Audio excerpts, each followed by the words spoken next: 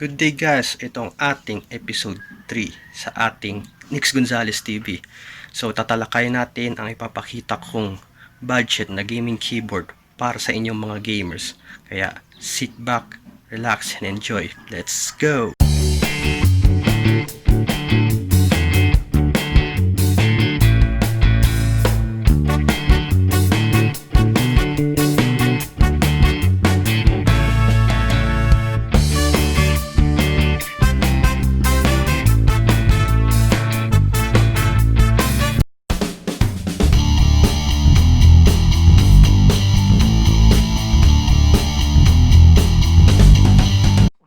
So ito na yung ating tatalakayin, ang Inplay Dark Knight DK87V1 gaming keyboard na pang gaming sa ating mga mahilig mag-games or either mahilig tayo sa mga umiilaw-ilaw na mga keyboards.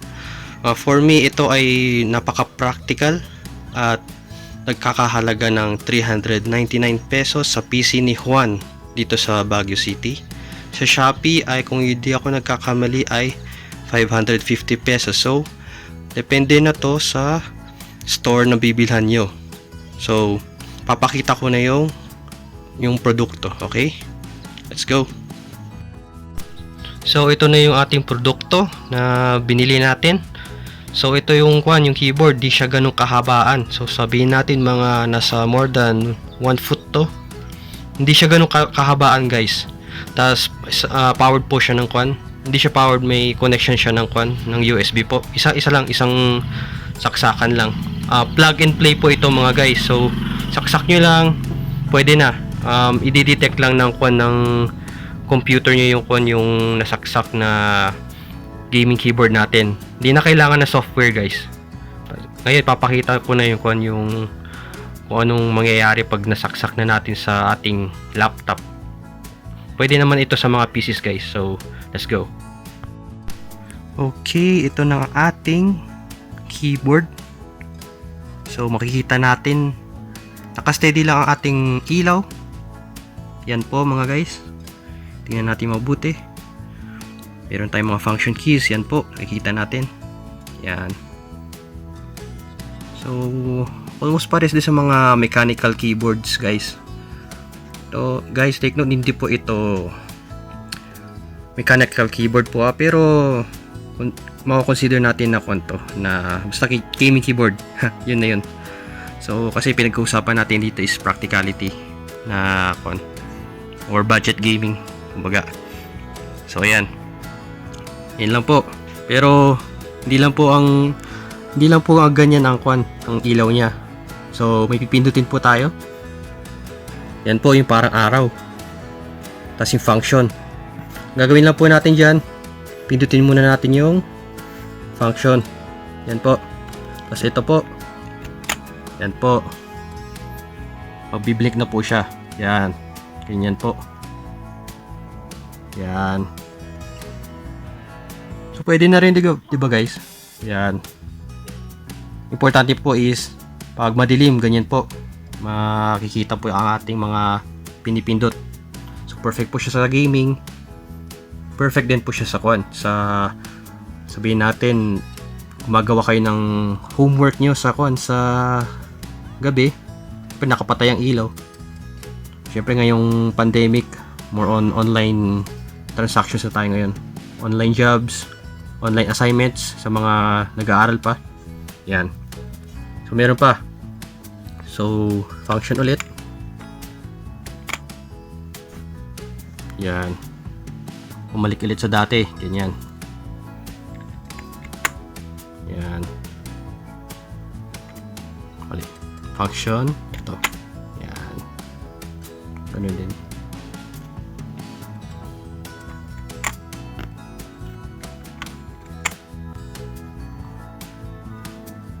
So, more on, ang nangyayari dyan is nagbi-blink siya ng iba't ibang kulay, tapos pwede mong gawing steady.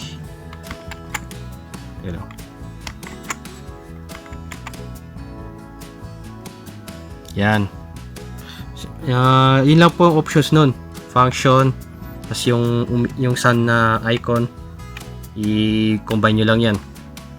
Ganyan. So, kung ipipindutin lang natin tong sun na icon, ganyan lang siya, mag-iba. Pindot ulit, iba ulit ang ang kulay, or pwedeng wala. Nasa inyo yung preferences, guys. So, gusto ko yung may ilaw, syempre. Yun ang feature natin, di ba? Tapos function, yan. Ganun lang, guys, simple lang. Tapos mamaya papakita natin yung mga function keys at kung ano mangyayari doon sa PC or laptop natin. So let's go. Okay, so ito po yung ating mga function keys na nabanggit natin kanina. So alam po natin na pindutin muna natin ang function key, yung FN. Pindot muna to, tapos pindutin nyo yung desired na function keys ninyo. So makikita nyo sa mga icons, yan yung mga function nya na iba pa, maliban sa mga F3, F4, etc, etc. Okay, so makikita natin yung mga icons yan. So pakita natin kung ano mangyayari. Okay, so sa F1, ano kayo mangyayari, pakita natin. So ito po yung lumabas, music. So makikita natin sa icon, yan, music siya, di ba? So lalabas si music, my music. Okay, susunod naman yung volume down, volume up. So self-explanatory na to. Okay, ito is mute. Yan.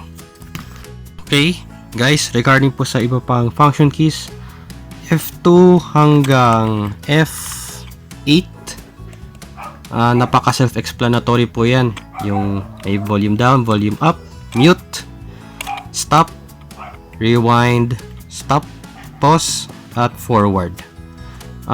Ito applicable to sa mga, syempre sa mga sounds or sa mga Spotify, anything na audio. Kahit yung nakikinig ka lang sa sa pelikula or sa podcast, or basta yung regarding sa sounds, ito lang po. Ito naman regarding naman to sa mga sa piniplay nyo music or videos, magpa-function naman to. Basta remember, lagi pong iunahin tong function.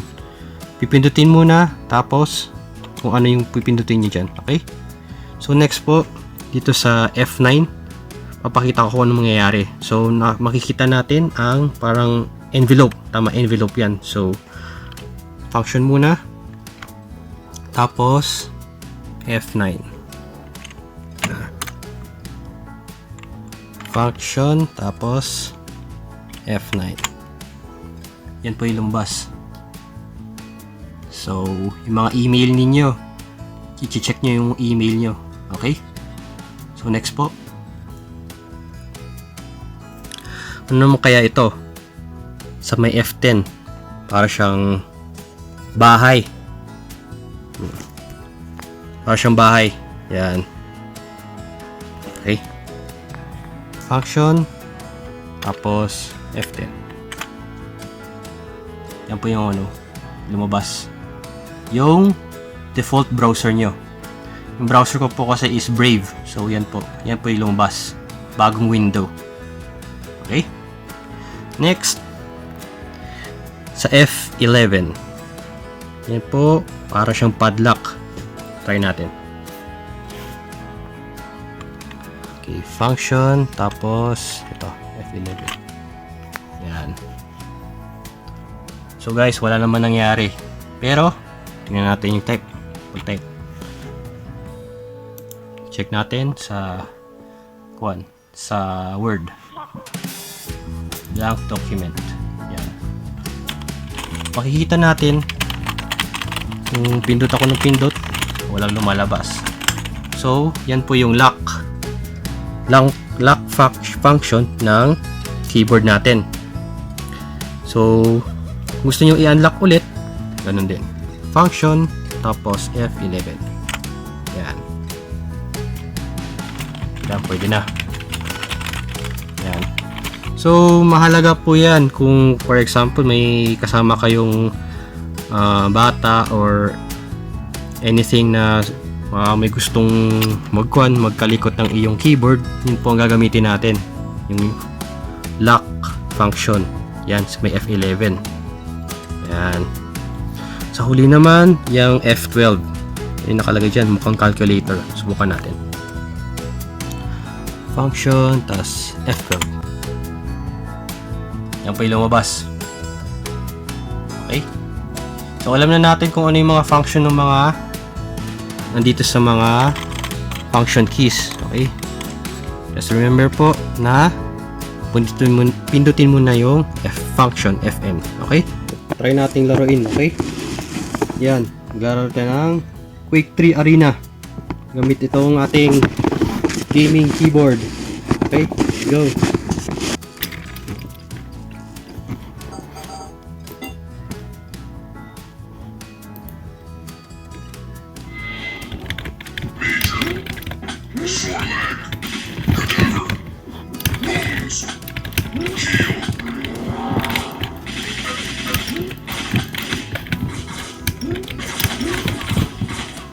Okay, nahulog.